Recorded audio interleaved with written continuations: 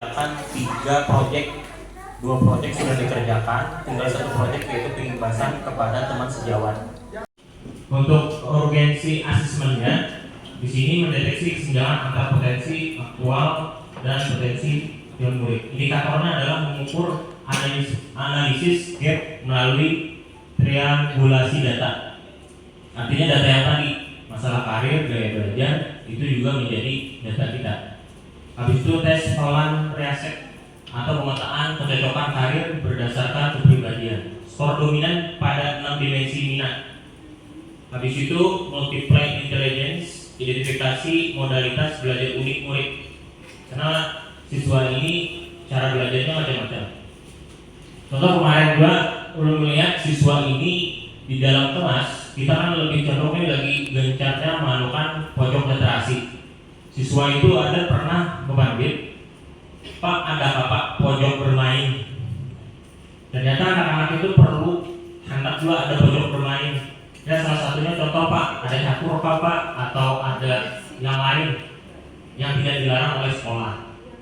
Nah menurut Ulun dalam pemikiran, karena itu adalah proses gaya belajar mereka yang membuat mereka hebat, membuat mereka itu nyaman di dalam kelas. Kalau momennya kita bisa menerapkan atau wali kelasnya bisa mengkondisikan untuk tempat bermain itu ada di pojok, ya ada masalah menurut. Tapi tergantung dari pilihan kepala sekolah. Karena setiap kali kita merazia, anak-anak itu pasti ada yang disimpannya oleh mereka. Alasannya adalah karena terlalu sumpuk katanya. Karena mungkin beban belajar yang menurut anak gadget sekarang benar, jadi perlu ada relax. Nah dan HP juga disita. Nah itu mungkin adalah salah satu keluhan siswa kita di SMA Negeri 5 ini yang mungkin perlu kita pikirkan. Karena kita kan lagi gencarnya ada pojok literasi. Nah untuk pojok literasi. Nah materi kedua nih masalah kelola emosi. Nah mungkin masalah kelola emosi di sini kenapa jadi ada materinya ini? Pertama ini siswa itu masalah anak Gen Z ini kan emosinya pecah-pecah. Bahkan pada terarah kadada angin, kadada hujan tiba-tiba cari dan segala macam. Dan masalahnya sedikit saja dibesar-besarkan. Ya kayak inilah keadaan anak Gen Z ternyata. Nah ternyata ada trik atau materi yang ulun sampaikan ini untuk bisa di dalam kelas itu untuk dia bisa introspeksi. Ini yang pertama, cara bermainnya adalah menggunakan kertas. Habis itu kita sebagai guru wali atau guru mapel di dalam kelas, guru memulai pembelajaran, mungkin kertas itu kita kasih satu persatu atau mereka kertas sendiri. Habis itu kita buat cerita yang mungkin masih lingkup di dalam sekolah, masalah PR kah atau masalah tugas dan segala macam. Suruh mereka untuk mengekspresikan di kertas tersebut dengan cara kalau mereka sarik banget pasti meremas kertas itu. Tapi kalau umpamanya kada sarik dan menganggap itu biasa aja, kertas itu nggak apa-apainnya. Artinya emosi dia aman-aman aja. Tapi kalau umpamanya ada mengacak sedikit di ujung, berarti ada emosi sedikit yang muncul dari anak tersebut. Karena emosi ini baik itu siswa atau guru, kita juga sama. Guru pun walaupun pertama kita ada tugas, ada yang kita kerjakan, habis itu siswa di dalam kelas tidak kondusif yang kita ajari ini, malah memicu emosi kita, timbul kita jadi sarik dan segala macam. Jadi kita juga harus punya trik juga.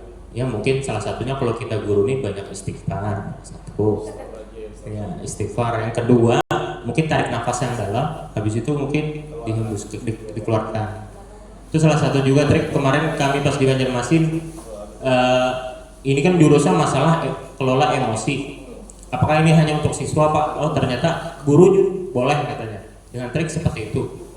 Tapi sama dengan kelola emosi ini, siswa kalau umpamanya dia mempunyai ada masalah, setiap siswa itu pasti ada masalah. Itu aja dulu, ini ada masalah sedikit aja di rumah kah disuruh apa, langsung betul bawanya di sekolah mau main dan segala macam. Nah di situ mungkin teman-teman atau teman-teman yang pada saat memegang sebagai guru wali itu kita pancing siswa itu untuk mengungkapkan emosinya. Mungkin secara kebanyakan atau biasanya berduaan lah. Tapi kalau di BK sekarang ada aturan, kalau ada kita siswa melakukan yang namanya konseling individual dengan siswa yang bermasalah atau siswa yang ingin menyampaikan pendapat dan emosinya, itu sekarang tidak boleh lagi berduaan. Harus ada satu wali kelas atau teman sejawat yang menunggu atau bisa memantau kita guru BK melihat dari jauh, supaya tidak ada indikasi ya pelecehan seksual lah, seperti itu. Jadi harus ada kelihatan lah, karena apalagi sifatnya kan untuk konseling individual itu adalah rahasia, baik guru BK pun tidak bisa mengumbar-umbar kepada guru wali kelasnya pun tidak bisa, cukup dengan ulun aja.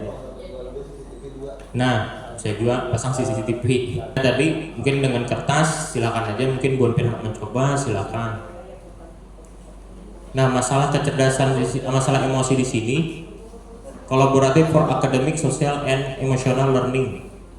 Jadi ada 5, ada self awareness, ada self management, ada responsible decision making, dan relationship skill, serta social awareness. Jadi ada 5 sosial emosional yang kita miliki.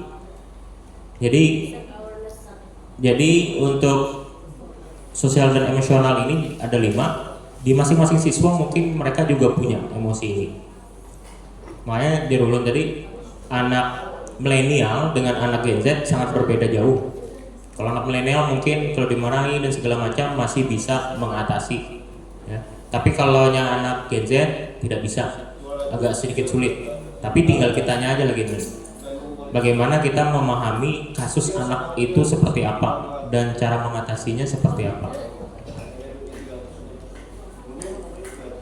Nah, untuk self awareness atau menyadari diri, kemampuan untuk memahami emosi, pemikiran, dan nilai-nilai yang mempengaruhi perilaku dalam berbagai situasi. Saya bisa mengenali emosi saya, seperti senang, sedih, takut, malu, khawatir, dan lain-lain.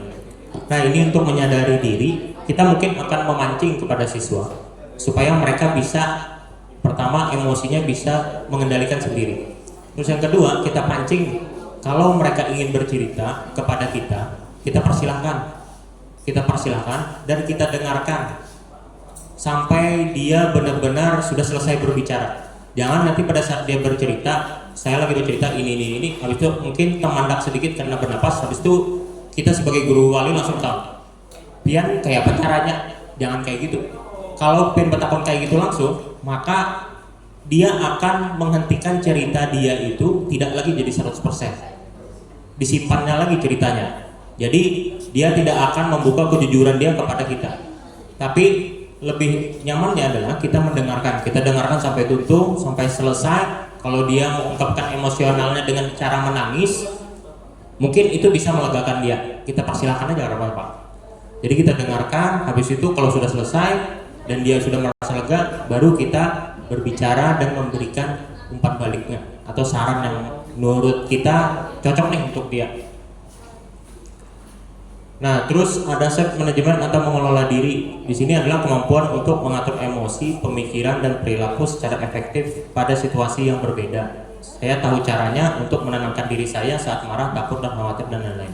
Ini sama halnya dengan kita sebagai guru, atau ya kita lah sebagai guru dan mungkin staf tata usaha dan semua warga sekolah lah. Kalau umpamanya ada masalah, mungkin di antara kita semuanya ada di ruangan sini punya cara pengendaliannya masing-masing. Ada yang berdiam, kada berpandir, ada yang mungkin nyelenggarakan musik, ada yang mungkin menggumel sorangan, ya kan, ada juga yang seperti itu. Ada juga yang mungkin menggumelnya menghadap dinding, berpandir sorangan. Itu mungkin beban emosinya tuh. Jadi pengungkapan kayak unek-unek kita sebagai guru pun